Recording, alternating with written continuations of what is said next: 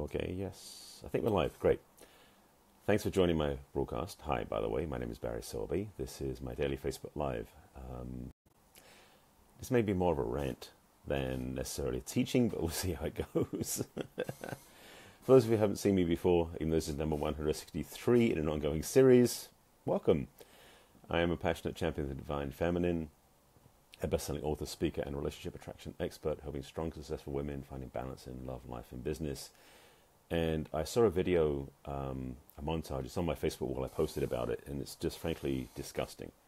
And basically, it's a montage of clips from Fox, CNN, MSNBC, I think, and even CNBC, of male newscasters and male commentators denigrating and diminishing women.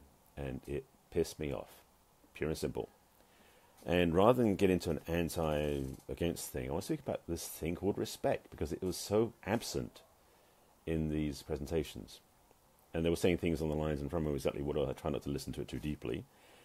Men talking about how women should be in the kitchen, and women's voices are too shrill to be in politics, and they don't have the guts and they don't have the gravitas to be good speakers, and all this crap that these pundits and elder newsmakers and some politicians, including you-know-who, were recorded as saying.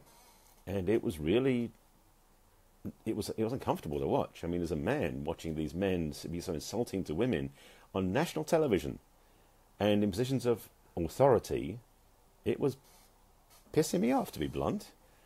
Because if you watch my broadcast, you know that I'm very much about supporting women and being honoured and respected, but I'm realising the word respect is missing a lot in the media. So maybe this will speak towards, well, right now it's going to probably be a rant, but it might get to a teaching, ideally, if I can stick to it and stick through it.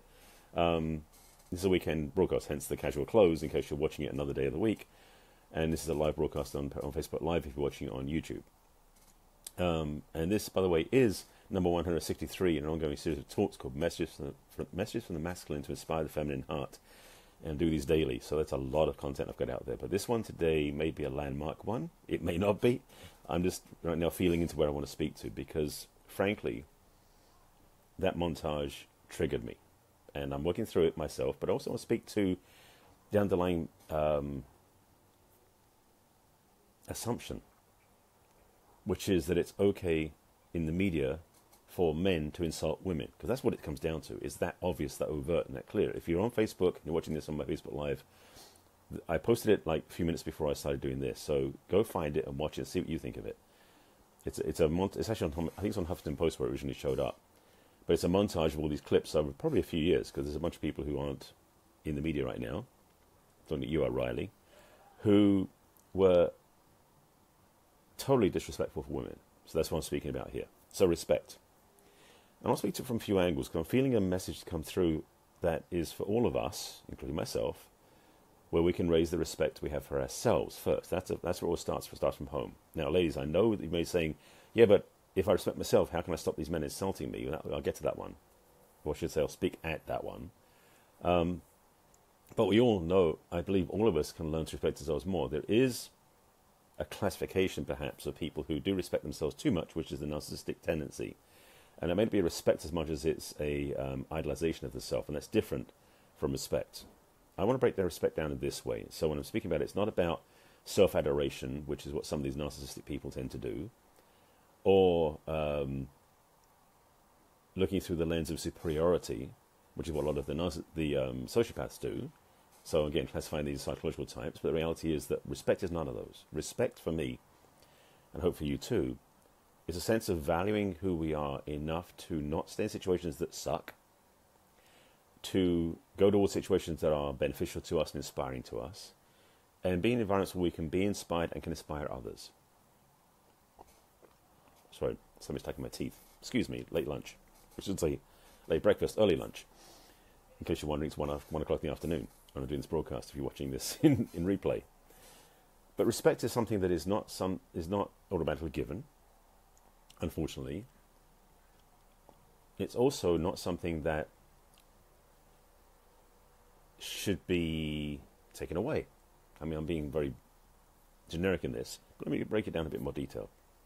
So respect for yourself, for ourselves, for yourself is vital, which means to honor who you are, appreciate who you are and where you are, and to not compare yourself to other people. That's a failure in approach when you start thinking that you're doing worse than other people because where they are and where you are aren't the same. Or you're not doing better than them because of some judgment that you've chosen to put against yourself. And I say, don't do that. Second part for respect is something that is, sorry, I'm just realizing I didn't turn on. Can I get there from here? I can. All right. In case you wonder where I just went to put do not disturb on my phone so I don't get phone calls in the middle of the broadcast. I want to get this out. I forgot to do that. And I want to make sure I get this clear because respect is important. And I'm putting this out there in capitals because I want to say that we need to step up our game. Respecting for ourselves or other people. So I mentioned about respect for ourselves. Second part is respecting those around you, which means partly to put yourself in environments where you find people you want to respect.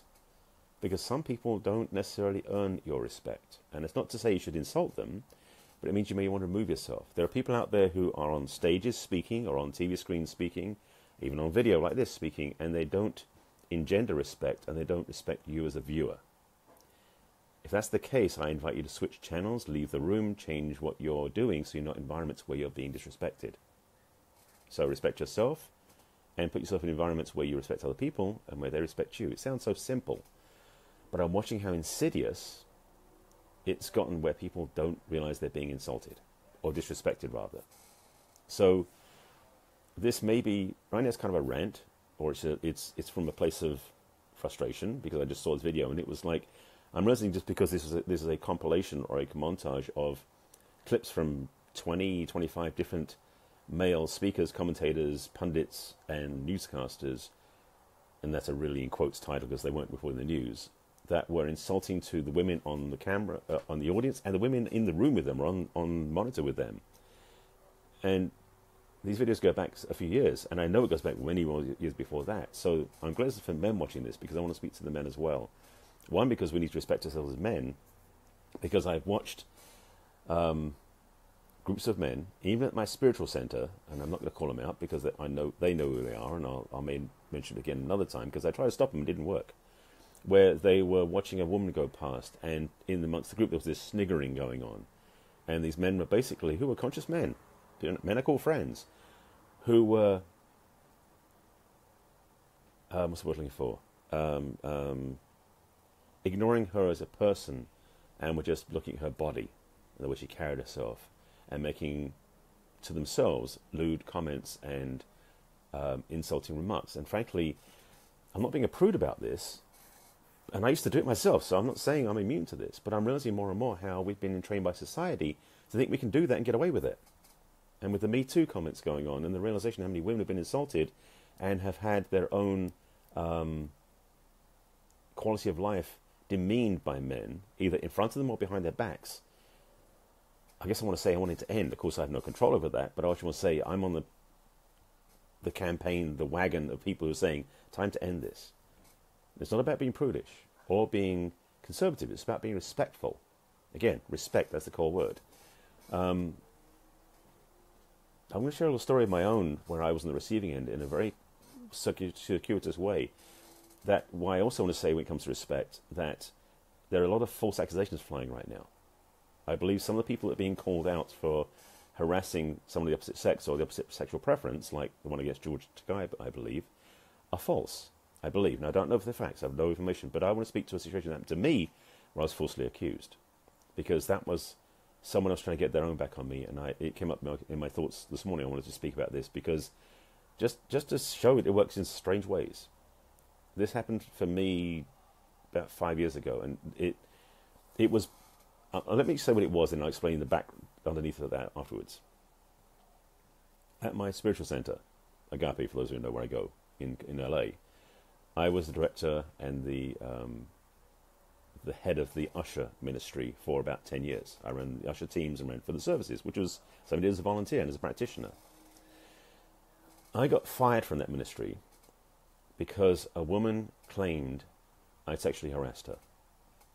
Yes, a woman claimed I sexually harassed her. Now, the truth is it didn't happen, and I found out afterwards what was going on. But the thing was, first of all, and this happened at a spiritual organization that's supposed to be conscious and aware, is that, and the people who are doing this aren't there anymore, so maybe there's a blessing to outlast them.